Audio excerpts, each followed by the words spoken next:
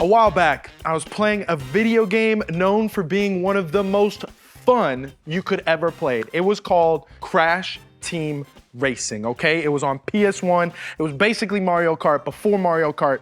You get the deal, okay? Here's how me and my brothers would play, because it's a one-player game.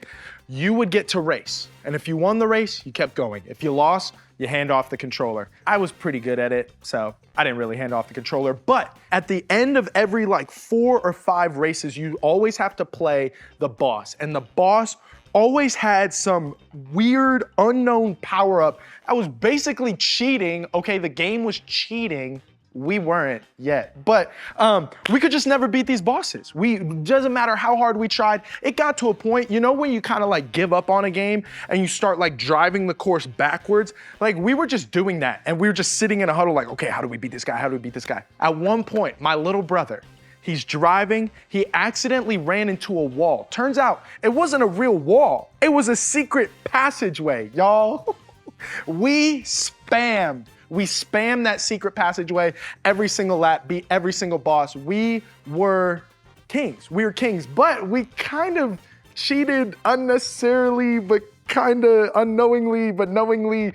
It was a part of the game, but I don't know if the game makers really intended for that to happen. But while we all aren't gamers, we do know what it's like to take the easy way forward, right? We've been in this series called Take a Bow, where we've been talking about confidence and humility. It's easy to think about humility as just thinking lowly of yourself. You know, when someone compliments you, you just brush it off, or you never admit that you're good at something because it makes you feel gross. But what we've learned together the past few weeks is that humility isn't that at all. Instead, humility is thinking about yourself correctly. Humility and confidence can coexist. We can live completely confident and humbly at the same time.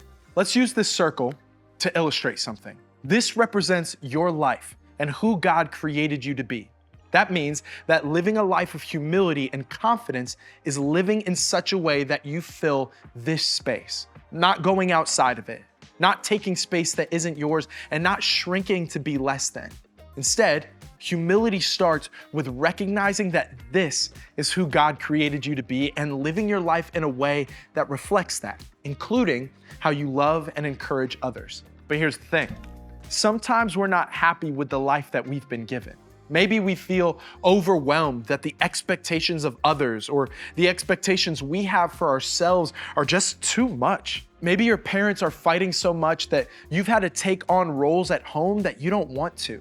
Your younger siblings are looking to you for stability and you don't want to be the strong one. You feel overwhelmed because you're asked to take up too much space. Maybe we feel like we want more space to step into, and we're frustrated with opportunities we aren't getting.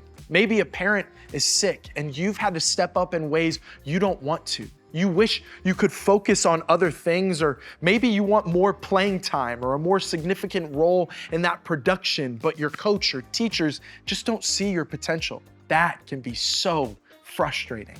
Maybe we feel fearful and it's tempting not to show up at all. Maybe you want to run for student government, but you don't think you'll win, so you don't even try. You're overly concerned about what others think, and you're really struggling to see yourself the way God sees you, so you shrink. Maybe you make yourself less than because trying at all is just terrifying. If you want your circumstances or your life to change, is that wrong? It's not wrong to want your life to change. It's not wrong to ask God for more, and it's not wrong to ask God for less. Now let's be very clear. Life is always changing. Part of the reason the discussion about living a life of humility and confidence is so important is that life is constantly changing. And because life changes, you have permission to let go of things that are draining you. And you have permission to want to grow as a person. Growing things change. It's how we respond to those changes that matter. So, how do we change in a way that's helpful and healthy, full of confidence and humility? Fortunately, we have amazing examples. The Apostle Paul understood the tension of humility and confidence well. After Paul started following Jesus, he started churches and wrote more New Testament books than anyone else. In a letter to a church in Philippi, Paul encouraged Jesus' followers this way: don't be selfish. Don't try to impress others. Be humble, thinking of others as better than yourselves. Don't look out only for your own interests, but take an interest in others too. Paul got right to the point. Don't always be about getting what you want. Don't be more than you are. Don't play the comparison game. Don't exist to impress others. Take a bow. Be humble. And then he made a subtle statement that's often overlooked. Don't look out only for your own interests, but take an interest in others too. Paul didn't say your own interests don't matter or that you should never consider yourself at all. Nah. Paul implied that true humility and confidence rest in learning how to constantly shift between your own interests and the interests of others. And Paul punctuated his point by giving us unbelievable advice. Paul wrote, "Have the same attitude that Christ Jesus had." Though he was God, he did not think of equality with God as something to cling to. Paul said that we should have the same attitude as Jesus, and then gave a really important aspect of Jesus's attitude. Jesus did not consider equality with God something to cling to. This also translated as something to be used to his own advantage.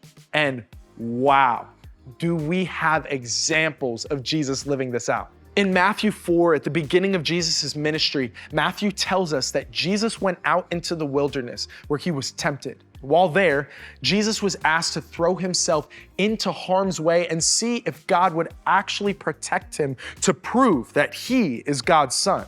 Was Jesus God's son? Could Jesus have done this and then some? Yeah, but Jesus humbled himself. Jesus chose to humble himself. Matthew writes about a time 3 years later when Jesus was in a garden called Gethsemane. Jesus knew what was about to happen and he knew how difficult it would be. Matthew writes, "He took Peter and Zebedee's 2 sons, James and John, and he became anguished and distressed.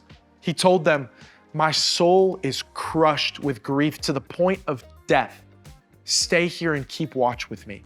He went on a little farther and bowed with his face to the ground, praying, 'My Father, if it is possible, let this cup of suffering be taken away from me. Yet I want your will to be done, not mine.'" This is an incredible moment.